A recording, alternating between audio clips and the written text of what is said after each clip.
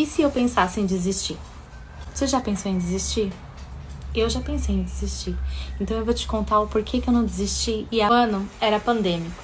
Tudo fechado, tudo lacrado. Perdi o emprego. Perdi tudo. Fiquei em casa trancada. Coisa profunda. Acho que todo mundo passou por essa tristeza. E aí eu resolvi seguir os conselhos que me davam. Por que você não grava? Por que você não grava? Eu me conectando com muita gente. E eu vi que através do meu trabalho, da minha alegria, eu consegui atingir muita gente. E acabava ajudando muitas pessoas a não caírem em depressão naquela época. Então, levei muita pedrada. Levei muito julgamento. Tá se expondo, tá se mostrando. E aí tudo começou a acontecer. As minhas redes sociais começaram a explodir. Várias pessoas começaram a chegar e começar a me conhecer. E eu tinha um sonho em ser mãe pela segunda vez. E infelizmente, com o meu problema de 3 miomas e o meu marido também com um problema que ele tinha, o médico falou que era impossível. Mas a gente estava vivendo um ano pandêmico, negativas, de não e não, e a gente estava apenas só vivendo. E aí acontece que eu fiquei grávida, sim. E quando tinha uns 4 meses eu perdi. Tive que fazer uma coletagem, fiquei sozinha no hospital. E eu pensei, e se eu desistir? Era mais simples desistir. Mas eu queria continuar com a minha fé e acreditar que um dia Deus ia me dar aquilo que eu tanto desejava. E os anos se passaram. A tão sonhada era da faculdade. Ah, sim, a era da faculdade. Mas antes disso, aconteceu um probleminha. As minhas redes foram hackeadas e eu perdi todo o meu trabalho. Perdi tudo. Como eu pensei, e se eu desistir? Mas uma voz ecoava no meu coração. Não desiste. Não para. Continua. E eu continuei esse Instagram de novo do zero. Perdi tudo.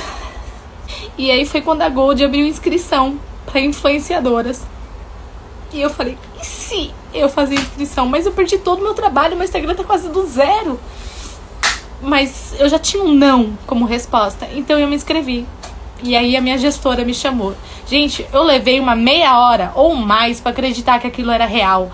E aí quando ela começou a liberar os meus acessos, começou a me dar treinamento, me ensinando, eu falei, cara, é real, a Gold me achou. E se eu tivesse desistido?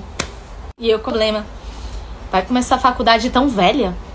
Você não tá velha demais? Nossa, você vai terminar muito velha, você não vai chegar a lugar nenhum.